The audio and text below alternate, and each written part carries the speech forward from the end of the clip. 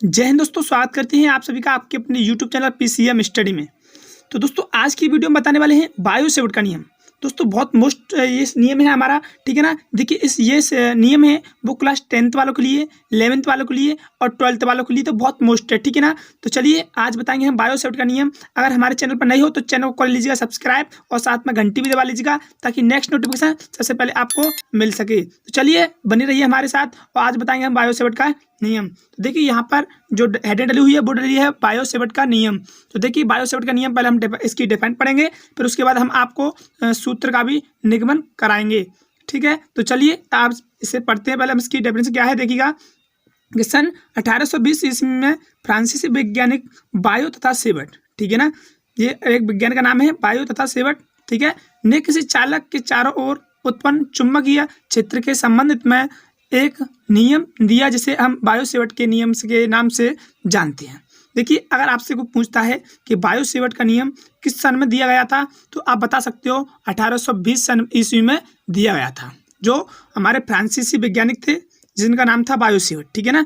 वैसे तो इनके नाम से ही ये नियम प्रसिद्ध है, ठीक है, इनके नाम से प्रसिद्ध है। तो चलिए आपने डेफिनेशन पढ़ी इसकी, एक बार डेफिनेशन को दोबारा से रिवाइज कर देते हैं। देखिए 1820 ईस्वी में फ्रांसीसी वैज्ञानिक बायो तथा सेवर्ट ने किसी चालक के चारों ओर उत्पन्न चुंबकीय क्षेत्र के संबंध में एक नियम दिया जिसे हम बायो सेवर्ट के नियम के नाम से जानते हैं।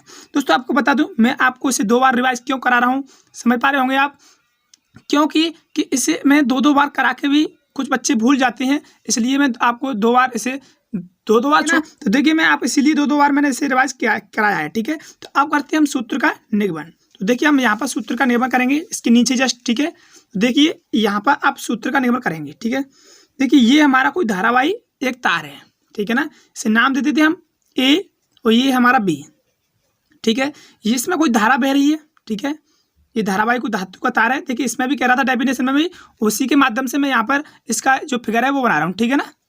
इसका फिगर है इस चित्र के माध्यम से ही बना रहा हूँ, जो इसका फिगर है वो चित्र के माध्यम से बना रहा हूँ मैं, ठीक है। तो देखिए मैंने ए भी एक लंबवत तार बनाया, इसमें वो धारा बह रही है, ठीक है।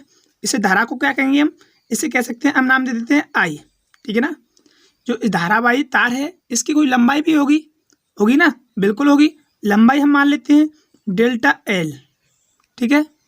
अब देखिए यहाँ पर कोई बिंदु रखा है, ठीक है, बिंदु पी मान लेते हैं और यहाँ से इससे टच कर रहा है, ठीक है ना, विद्युत धारावाही तार से।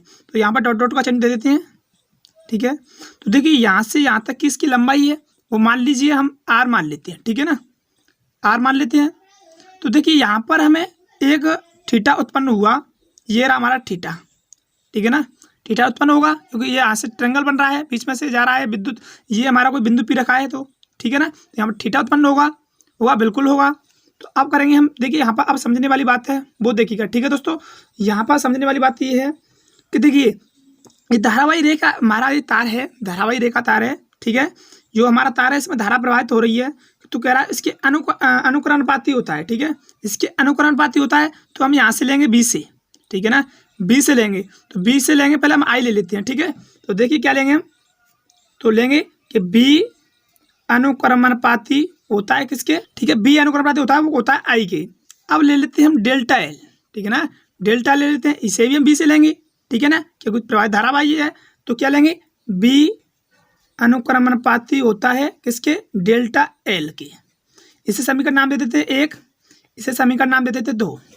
ये भी हमारा हट गया और ये भी हट गया, क्या बचा, अब बचा हमारा डेल्टा, ये थीटा को भी ले लेते हैं, ठीक है ना, थीटा को भी ले लेते हैं क्योंकि ये भी रखा है हमारा। तो क्या होगा फिर इस थीटा को लेकर के कि इसके ये भी तो इसी के अनुक्रमणार्थी होगा ना, बिल्कुल होगा। तो देखिए हम थीटा कौन सा बन रहा है, थीटा बन रहा है साइन थीटा, तो बी अनुक्रमणपाती थीटा साइन थीटा, ठीक है। इसे समीकरण नाम देते 3। अब क्या बचा, आर बचा। ये तो मैंने बताया था आर कि यहाँ से एक पॉइंट गया है, इसके व्युत्क्रमणपाती होता है, इसके वर्ग के आर दूरी के, इसके दूरी के वर्ग के अनुकरणपाती होता है, ठीक है, सॉरी व्युत्क्रमणपाती होता है, ठीक है। ये तो मैंने आपको पहले ही बताया था, तो रख दीजिएगा, ऐसे ही करेंगे। तो बी होता है किसके, 1/r² के, क्योंकि दूरी के वर्ग के अनुक्रमपाती होता है, व्युत्क्रमणपाती होता है, सॉरी है। तो ये समीकरण हो जाएगा हमारा 4, ठीक है ना, समीकरण 4 हो गया। तो अब समीकरणों को हम जोड़ देंगे, ठीक है। तो ये सूत्र का निगमन हो रहा है, यहाँ पर ध्यान रखना है, इस बात को गौर से देखना है आपको, ठीक है। तो ये इसे हम प्लस करेंगे, सबको इनको प्लस करेंगे तो क्या हो जाएगा, यहाँ पर तो बी आएगा और ये हमारा ये चिन्ह आएगा, इसे प्लस करेंगे तो क्या आएगा मालूम है, इसे प्लस करेंगे तो ये आएगा हमारा आई आएगा ये वाला, और डेल्टा एल आएगा, साइन थीटा आएगा, और क्या आएगा 1/, इसे 1 नहीं लिखेंगे, बट्टे में आर स्क्वायर कर देंगे, ठीक है ना, आर स्क्वायर कर देंगे। यहाँ तक कुछ प्रॉब्लम हो तो बताना मुझे कमेंट करके। अब चलते हैं आगे।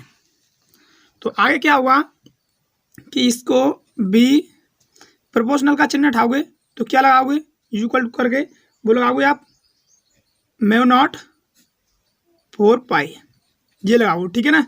ऊपर क्या है जैसे का तैसा लिख दोगे, I delta L sine theta upon R square, ठीक है ना, ये लिखोगे, ऊपर लिखा तैसा लिख दोगे।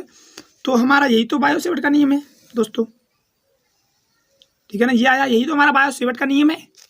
जैसा कि हम कह सकते हैं इस क्वेश्चन का आंसर है वो हमारा यही है, बायो सेवर्ट का नियम हमें इसमें सिद्ध करके लिखा था। तो बायो सेवर्ट का नियम दोस्तों यही है, ठीक है, बहुत मोस्ट नियम है दोस्तों आपके लिए, आपके